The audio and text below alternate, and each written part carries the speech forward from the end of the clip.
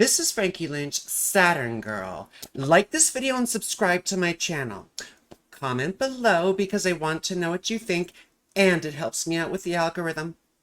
Anyway, I wanted to talk a little bit about a fun aspect happening in just about a day or so. On August 9th, Mercury in Virgo will form a trine to Jupiter in Taurus. What, pray tell, can we expect from this fun little transit? Well, let's talk about it because I have some stuff that I wrote down. So anyway, well, what is Mercury, right? Mercury, well, there are benefics and there are malefics. And then there's Mercury. I sort of think of Mercury as non-binary, because they go both ways. But Mercury's ambiguous, right? So when we think about going both ways, we think about the signs of Gemini and Virgo, the ones he rules, and they're quite dual, aren't they? So we think of ambiguity. We can even think of deception. And we can think of being clever. How's that working out for you? What? Being clever? Sorry, that was from Fight Club. I always love that line. Anyway, so, well, Mercury's also news, media, speech, thought, writing, skills, strategy, and even weights and measures, like in Britain, they have a stone, right? I can't remember how much a stone is, but it's a weight. Anyway, all my UK friends are going to laugh at me and talk stuff anyway. Well, sorry. Mercury rules Virgo, right? And Mercury is known as a very analytical planet, and Virgo is known as a very analytical sign. We could think of Virgo as probing, perceptive, and curious with Mercury there. So what about Jupiter? What about Daddy Jupiter here? Well, he's good luck, isn't he? Wisdom, philosophy, religion, teaching, honors, and abundance, right? So Jupiter in Taurus has a sense of material abundance. So whatever house you find him in your chart, that's where you can expect some sort of gain, right? Like, for example, I'm Aquarius rising, so, so that means Jupiter is passing through my 4th house. So that's good luck coming from either parents or the living situation, getting a good apartment or a good landlord, or perhaps even trying to buy a house. Although, who can do that these days, right? Anyway, so it's interesting to note here that Jupiter in Taurus, right? Sorry, I got ahead of myself. When I think of Jupiter in Taurus, I think of the Merrill Lynch statue. Is that the Merrill Lynch statue? The big bull with the big balls, right? Jupiter in Taurus, abundance, right? Or junk in the trunk. What you gonna do with all that junk inside your trunk? Anyway, enough of that shit. Well, I lost my place. So, here we go. It's interesting to note the relationship between Mercury and Jupiter and between the signs they rule. So for example here, Mercury rules Virgo and Gemini, while Jupiter rules Sag and Pisces. You may notice, right, that Virgo and Gemini are the signs of Jupiter's detriment. So that means the signs that Mercury rules are the signs that Jupiter is not happy in. Whereas Jupiter rules Sagittarius and Pisces, right? And those are the signs of Mercury's detriment and fall, right? So Mercury rules both, right? Mercury rules and is exalted in Virgo. So they will both fall and be in detriment there. So you see this relationship, it's quite interesting. So Jupiter does not like Virgo and does not like Gemini. And we'll do a separate video about essential dignities and what all that stuff sort of means. But suffice it to say right now that we can notice the relationship between this mercurial nature And the Jupiter signs, they just don't really mesh. And vice versa. The Jupiterian nature doesn't really mesh with those Mercurial signs, does it? They don't feel at home there. Well, why is that? So I think of Mercury as the concrete mind. It's the thinking, analytical mind. It's the mind that's concerned with the sense world, right? It's concerned with knowledge and information. It dissects things, right? It dissects, it discriminates. It separates things to classify them. You know, we look at a tree and you know, that's an oak tree. It's got acorns and they fall and it's got xylem and phloem and blah, blah, blah, blah, blah, right? That's the analytical classifying, what some people might call lower monos, right? Or, you know, the concrete mind. Higher and lower, they're all relative terms, you know. So, well, Jupiter, on the other hand, we think of as the contemplative mind, the abstract mind, the mind that is engrossed with conceptual world, with meaning, with wisdom and understanding, right? And so what's the difference between wisdom and knowledge, or understanding rather? Well, knowledge, right? Wisdom and understanding come from seeing how things interrelate and interconnect. It's like knowledge applied, right? It's the awareness of your relationship and the relationships between how things exist. And then seeing how knowledge applies practically to those conditions. And that's wisdom, that's understanding. You can think of it as knowledge that has been passed through love. And what's love? The way I explain it is the progressive, unfolding awareness of your relationship with other beings and with existence in general. So, now, Jupiter's like the why. Why do things happen? Right?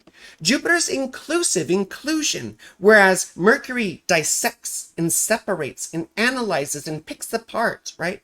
Jupiter synthesizes. Jupiter brings people together, brings things together, brings groups together. Jupiter is goodwill, right? Jupiter's merciful. He's inclusive. He makes you feel like you belong, right? So anyway, Jupiter considers the big questions about meaning and existence. Why are we all here? What does it all mean? Anyway, so you see how these respective signs get a lot of their meaning from their ruling planets, right? You can see how Mercurial signs are very representative of that Mercurial nature, whereas the Jupiterian signs are very representative of that Jupiterian nature. We think of Sagittarius and Pisces both as wise type of signs, although we think of Pisces more as that religious or philosophical fanatic, whereas we think of Sagittarius as the philosopher who muses on these big things. I mean, Pisces too. But Pisces is water. It's cold, right? It's not active. So that's the contemplative, passive side of Jupiter. Whereas Sagittarius is the active, progressive side of Jupiter, the will to understand. Where the opposite sign, Gemini, is sort of the will to know. Sagittarius is the will to understand. So anyway, what are trines, right? Well, trines are a benefic or good aspect, right? Oh, you know what? I forgot to show you here. Well, we'll look at it in just a second, you know. I wanted to show you on the chart. Show us on the chart where they touched you, right? Anyway, so trines are benefic aspects. Good aspects. Harmonious aspects. They're in the nature of Jupiter, aren't they? So they indicate a harmonious exchange of influences and perhaps more pleasant events and occurrences. So, well, what about these two in a trine?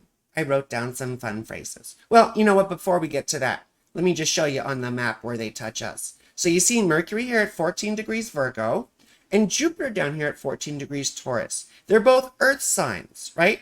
And we know that signs of the same element are trine each other, right? Trine.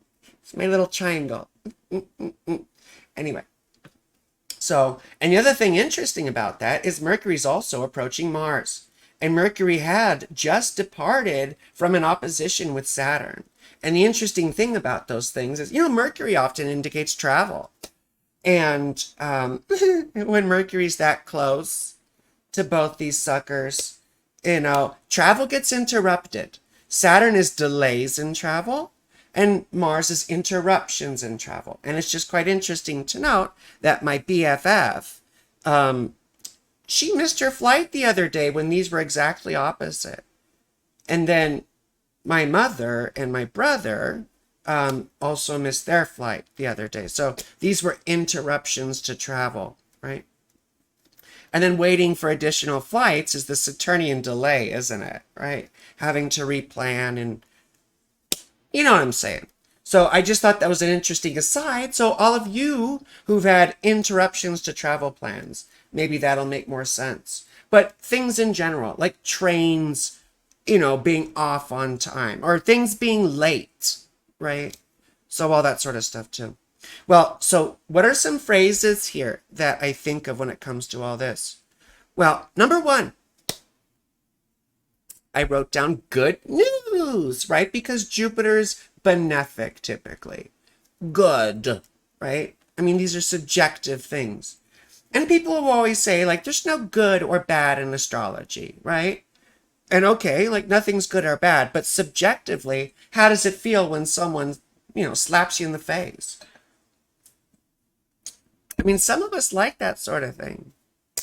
But typically it's not great, is it? That's the subjective, benefic, malefic analogy that I like to use. So, I mean, if it's not good news, because good news is subjective, right? It's big news. And because Jupiter blows things up, he blows things out of proportion. Sometimes he even represents tall tales, right? I mean, like the fish gets bigger every fucking time, doesn't it?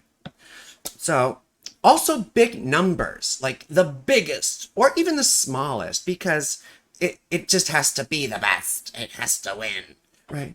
So, big numbers. I think of low prices, big sales, right?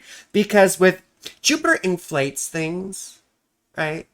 And even with sales and low prices and low numbers, we're inflating the lowness, so to speak, of those numbers, right? Just in the other direction. It's all relative, isn't it? I also think of advantageous agreements. Signing a rental agreement, which I just did. Or, coming to a mutually advantageous deal with someone. Like a quid pro, not a bad quid pro quo, but, like a symbiotic thing. Like, okay, think of your roommates. I will do the dishes if you do the laundry, or I don't know, whatever it is. Or your partners if you do that sort of stuff together. Coming to those sort of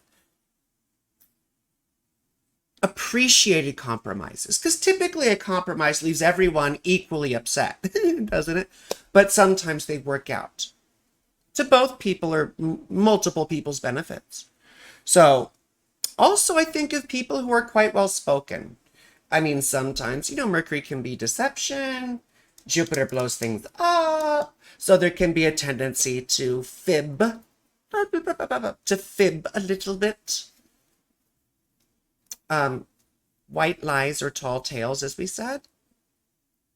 I also think of the deep man voice.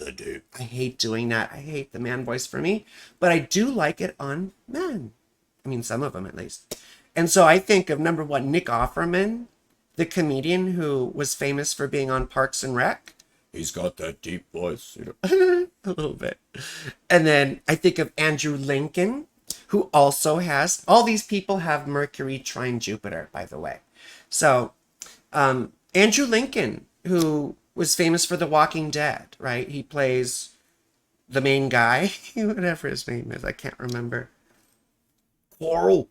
No, Carl. He's Carl's dad. What's his name? Like, you guys are all gonna tell me in the comments. I can't remember his name in the show. Andrew Lincoln's.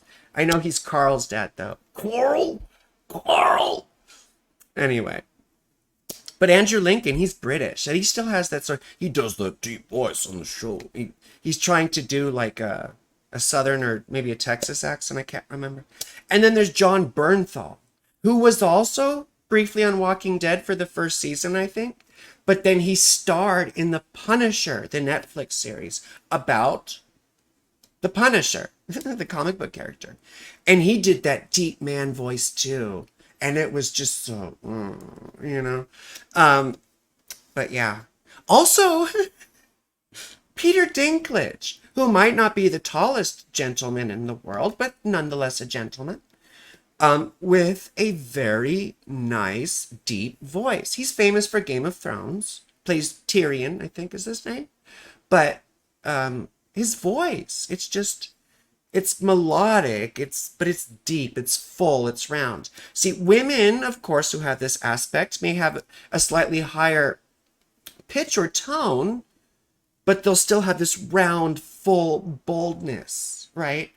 It makes me think of coffee. You know, bold and dark flavor. Anyway, it's intelligent and it's confident, right? Because Mercury is also intelligence. The sun traditionally is the intellect too, because it's perception and the organs of perception, whereas Mercury is the thinking and speaking and communication process. So we can think of the mind as having different facets, correct? Now, what are some events that correlate with this fun transit? Well, I mean, number one, the last time we had this was November of last year. So, ironically enough, that's when Donald Trump announced that he was running for president again in 2024. Maybe that's good news to some of you, I don't know. But it was definitely bigly news, right? Bigly. Well, it was also when Nancy Pelosi announced that she was stepping down after a whole bunch of hullabaloo, right? I mean, her husband had been attacked, for those of you who remember that news story. And there was just so much, you know, like conspiracy theory stuff and these wacky things. Anyway, I'm not going into the speculation that were up in the news. And so she eventually said, enough's enough. Bye.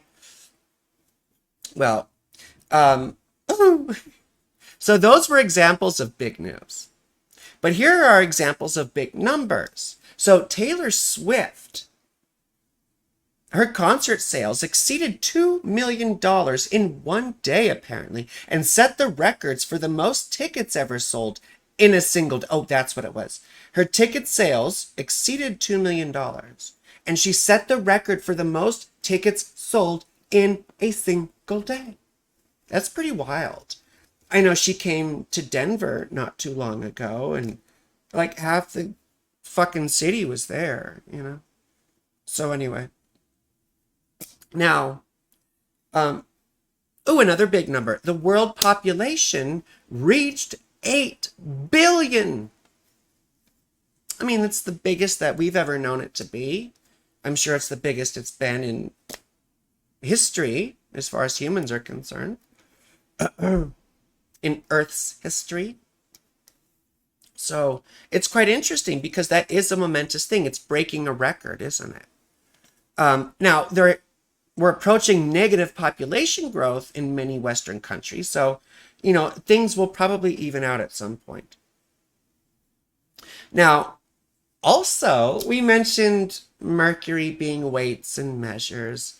And it's interesting because the International Bureau of Weights and Measures voted to abandon what's called the leap second, which was inserted in 1972 to reconcile atomic and astronomical timescales. So, I mean, but they abandoned the whole thing because, I mean, probably they wanted to stay as true to, I don't know, I was about to say reality, but what, Morpheus, what is real? Anyway, but why does this have to do with this? Well, weights and measures, you know, and these are astronomical scales. Jupiter, astronomically big, right? So anyway, what does this mean for you personally? Number one, look for good deals, right? I mean, sales next week and maybe next weekend or even this weekend too. Good prices, low prices. I'm going crazy, Larry. I'm selling my cars for super cheap. Or, Cal Worthington. Go see Cal, go see Cal, go see Cal. It's so funny because I think it was J.C. Penney. And they decided like years ago that they were going to be more honest because the whole sale thing is really deceptive. I mean, they inflate these whole sales things. And so J.C. Penney was going to be like, we're just going to tell you the true price rather than trying to blow it in your face, like,